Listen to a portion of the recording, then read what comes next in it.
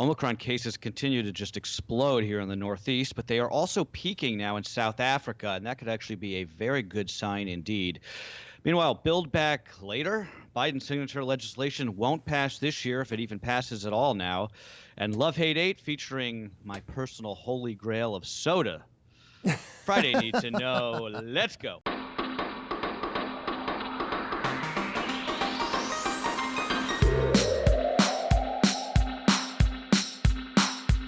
Good Friday Talk, everybody. This is Cheddar's Need to Know podcast for December 17th. I'm Carlo Versano, here, as usual, with the big man. What's up, Baker? Happy Friday, Carlo Versano to you. We made it, the weekend right on the horizon. Happy National Maple Syrup Day to you. Happy National Ugly Christmas Sweater Day as well to our audience. Remember, don't forget, Carlo, before the holidays, we've already decided we're doing this show one day with an ugly Christmas sweater. Remember that. Okay, somebody remind me. We'll have to do that next week. I'll have to get one. I don't think I have one handy. By the way, did I tell you you know how I was complaining the other day about how I hadn't done any Christmas shopping and it was too late? You started? So yes, I did start. And the first thing that I purchased, stolen right off my stoop. No way. Oh my God. Okay, so Christmas 8 days away. Your first gift needs to be like a Ring camera now as a result of this.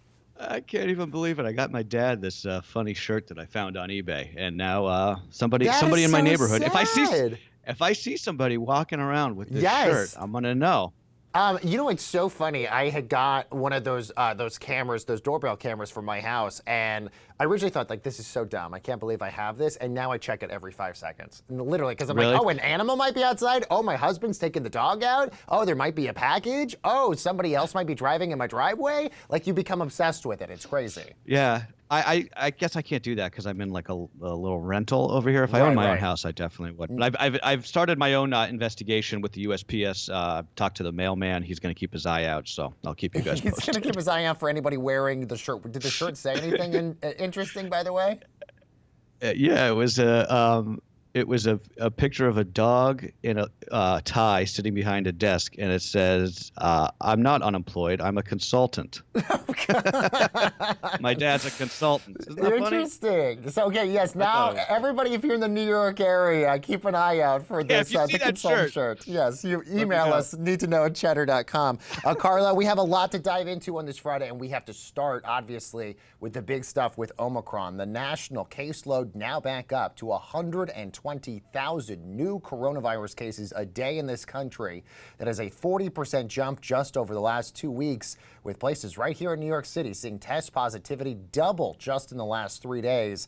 Dr. Fauci says he's certain Omicron will soon overtake Delta as the dominant COVID strain in the U.S., though there's also some worry that both variants could circulate simultaneously.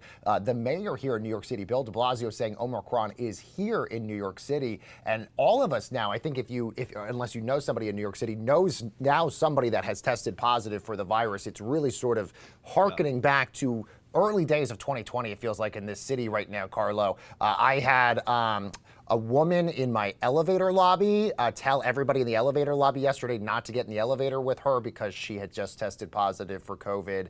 And then tomorrow, I was supposed to go have dinner with friends, and both of them had breakthrough infections, both of them testing positive for COVID, for Omicron. And so now I think everybody now knows somebody that has tested positive with this. This just goes to show what we've been talking about all this entire week. The breakthrough infections are going to be incredibly high here, even if you're vaccinated. It's pretty clear that this sucker can evade these vaccines in a way I think that even Delta couldn't. Although, again, worth repeating, everybody, because I've heard the same thing. I know several people now who have tested positive, but everyone is either asymptomatic or they've got like a headache. So right. It's small. It's mild. It's mild. It really does seem to be mild. And again, I know that there is that sort of sense, especially in New York right now, that we're like back to where we were, but we're really not, right? We've got the vaccines, we've got much better testing 90% apparatus. of the city is vaccinated.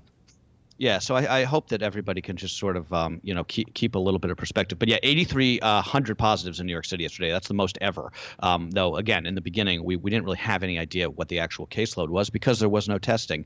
I think that basically, if you were out and about in the New York City area last weekend, you probably have COVID and should be tested. Yeah, true.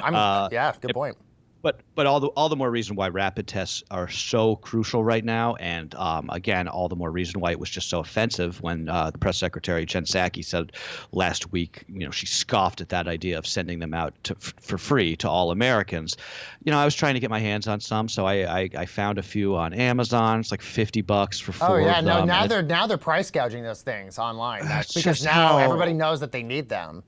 It's like, and I guess the Biden administration's answer to that is like, oh, well, you can get them, reimbursed by your insurer. It's like, do you think that that's what I want to do this weekend? Is call Blue Cross, Blue Shield, and I have need to my like refund figure check. out, how to figure out how to submit my freaking, rapid test to get my $50 back? I'm not doing that. Get out of here. It's ridiculous. Okay, so the thing I would say here is if New York City in particular has a 90% vaccination rate, and we're seeing the amount of COVID cases in a place that's 90% vaccinated, you do have to be incredibly concerned as this virus continues to trickle through the rest of the country to other places that are not as highly vaccinated as New York City. Yep. So that is definitely something that has to be concerning here.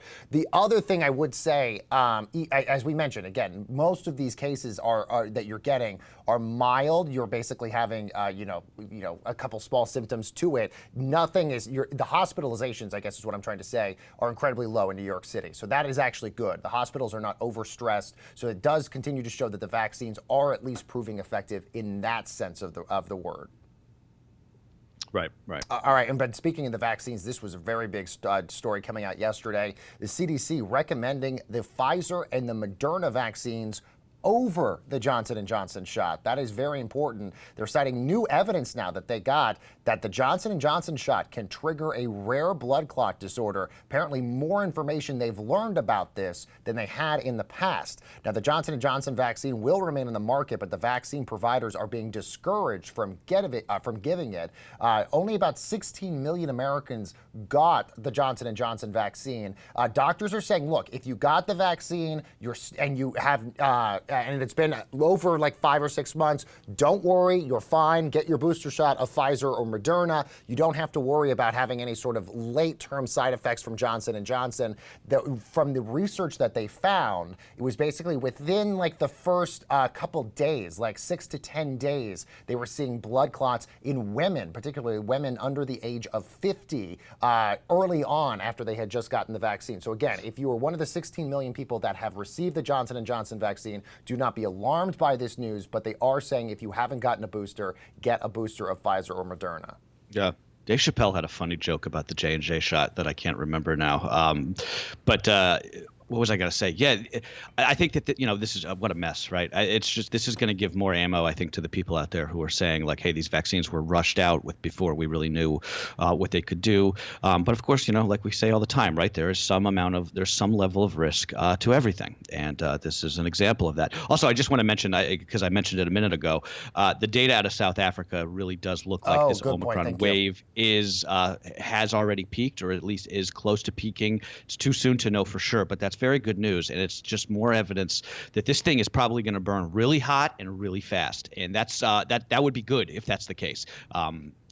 Get it over with, right? Especially because the indications we had been getting from doctors yesterday was maybe we might get 2 waves here. Maybe basically this wave here in the winter part, and then maybe another subsequent one in the spring. And that still potentially could be on the horizon. We have to watch what happens maybe if there's an uptick in cases again in South Africa, or an uptick in cases in the UK and other places in Europe. But you're absolutely right. It looks like this is going to be a fast, heavy burn at the beginning, and then basically will tail off. But, again, you have to be incredibly worried out there for those who are not vaccinated and boosted with how much that this is spreading right now.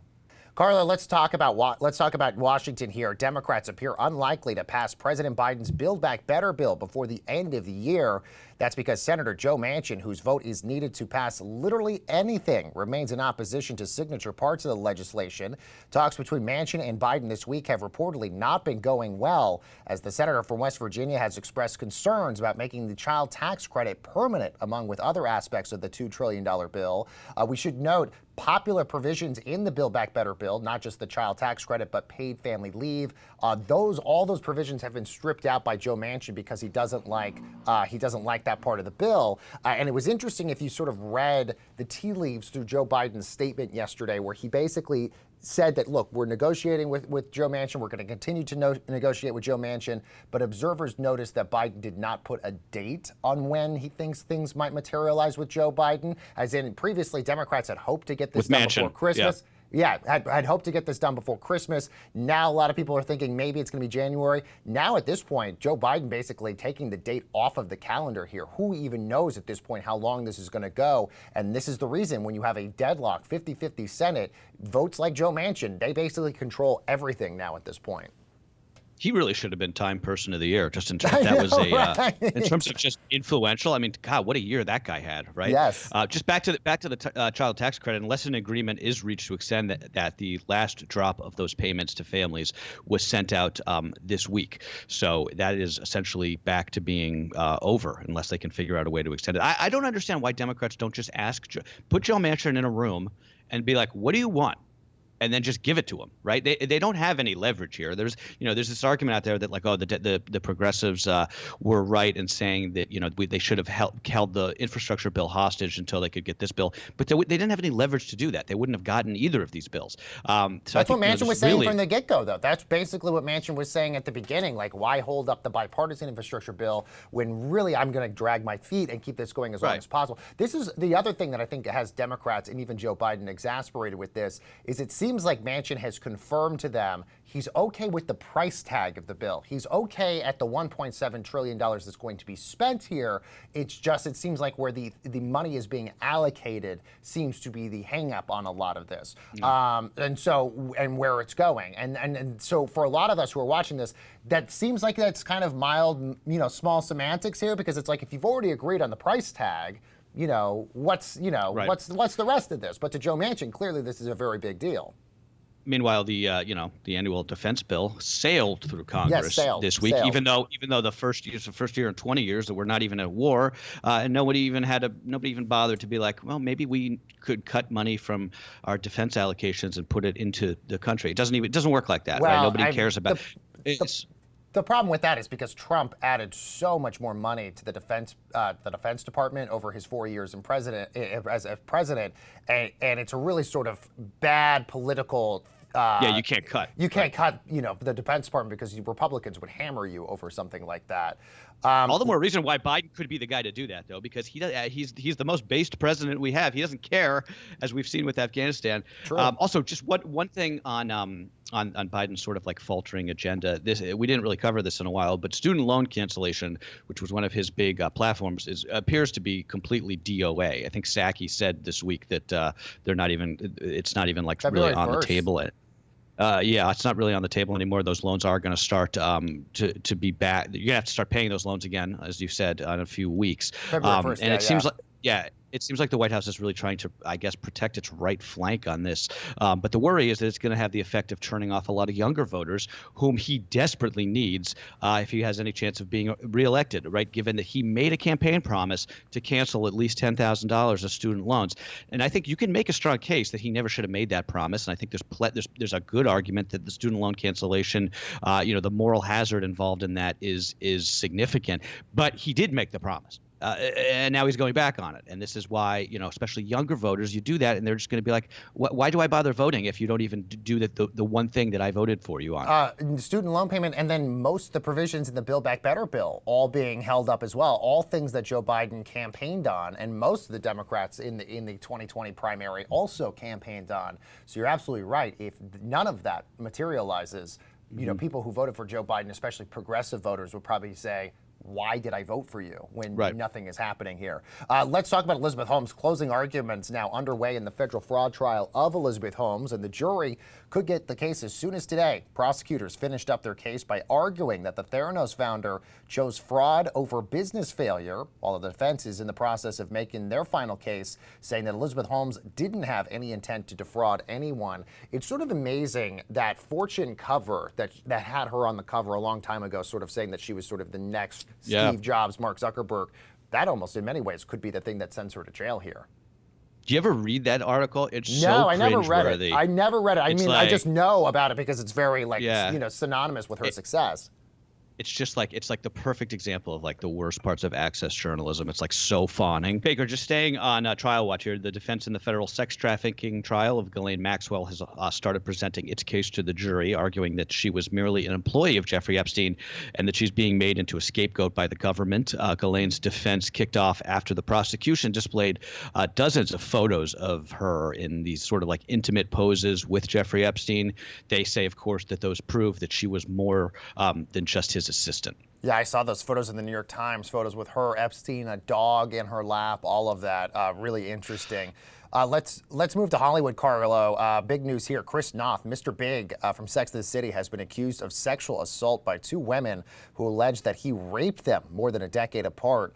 The unidentified women went public in the Hollywood Reporter separately, saying that his involvement on the new Sex and the City reboot made them come forward. And Noth has denied the allegations, calling them consensual encounters. But one thing I thought was interesting in the Hollywood Reporter piece, the Hollywood Reporter providing the receipts here. They have text messages that they were able to see from one of the accusers and Chris Noth talking about their encounter that they had the night before. They also confirmed that Chris Noth had been flirting with one of the women from one of the women's bosses. So at least the Hollywood Reporter at least doing the backup work on this.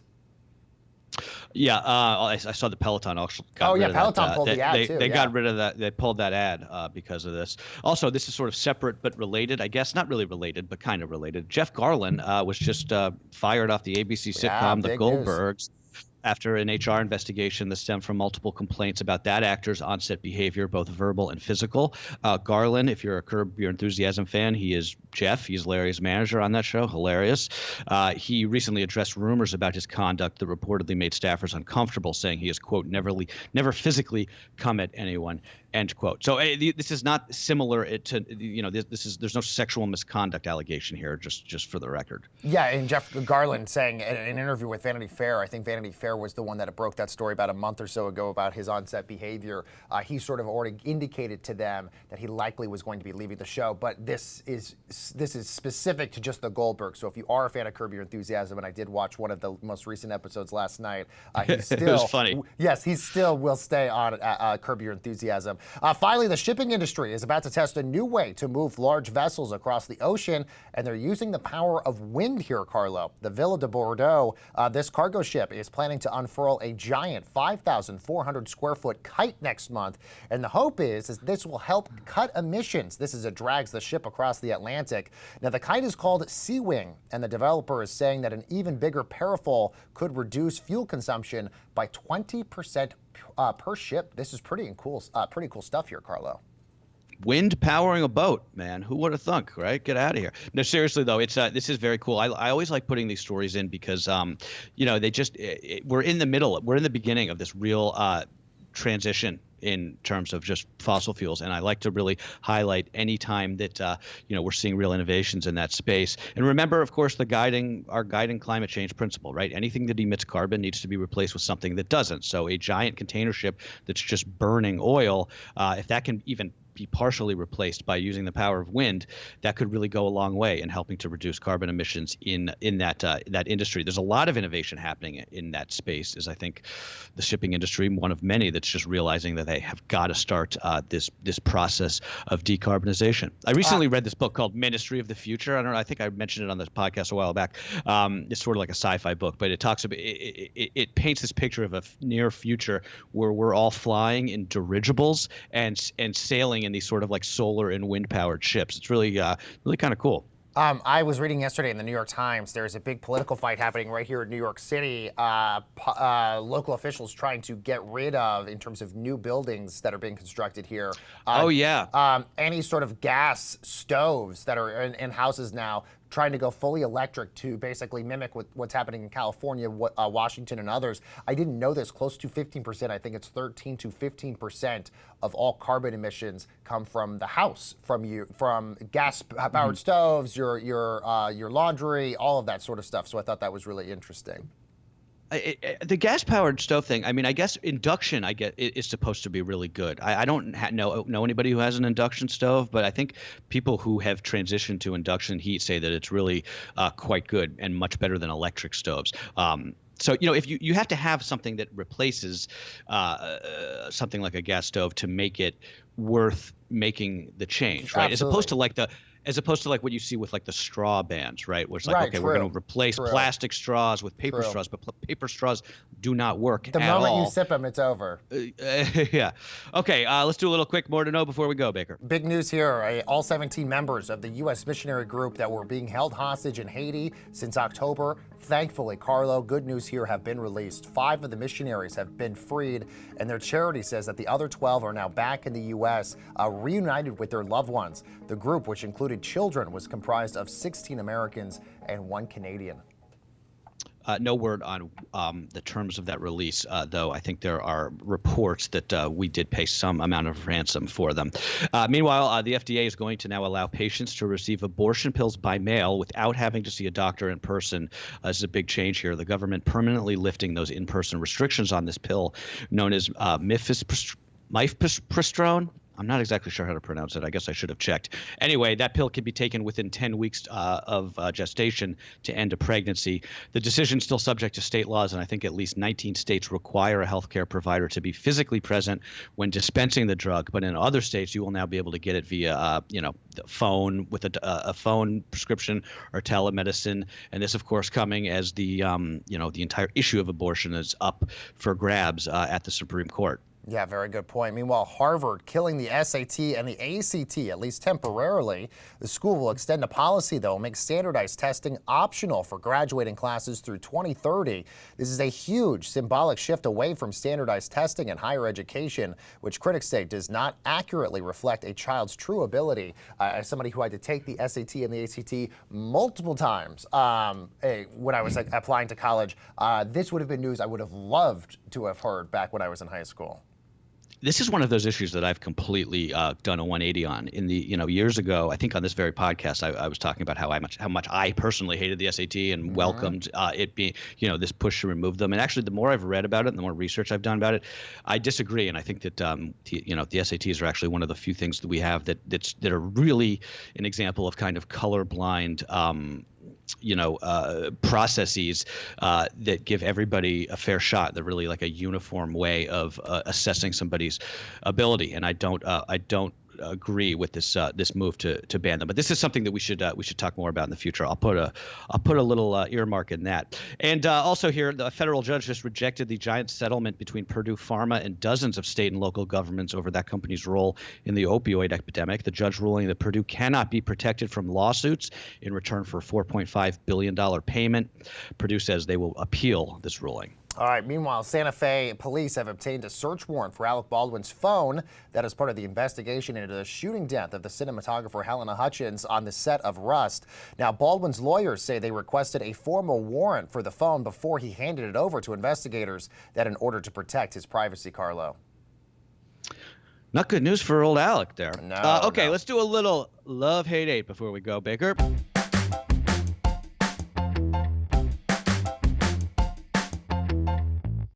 I shall begin. One thing that we love, the comments section on YouTube videos. Now, I've done a complete 180 on this. YouTube was usually known as like the worst place on the internet, like the comments at least. Yes, true. But I don't know if you've actually spent any time on YouTube really like diving into the comments lately. It's actually become one of like the funniest and often touching platforms of expression on the internet. And one of my favorite things to do is read the comments on pretty much any old music video that you're watching, like any sort of piece of like nostalgic culture, because you get all of these folks who comment about how this song or this movie clip or whatever, but usually it's songs, was so meaningful to them back in the day for whatever reason. Oh, that's awesome. Yeah, it's really touching. You get people talking about like, oh, I met my wife when this song was playing. This was my son's favorite song as a baby. It's like really heartwarming. I just recommend, go there, Google some old song you like, read the comments. It'll make you feel better about the world. That's what I love so much about music in particular, Carlo, because it makes you, maybe next to food, but it makes you remember so many things about where you first heard it, all those big moments in your life.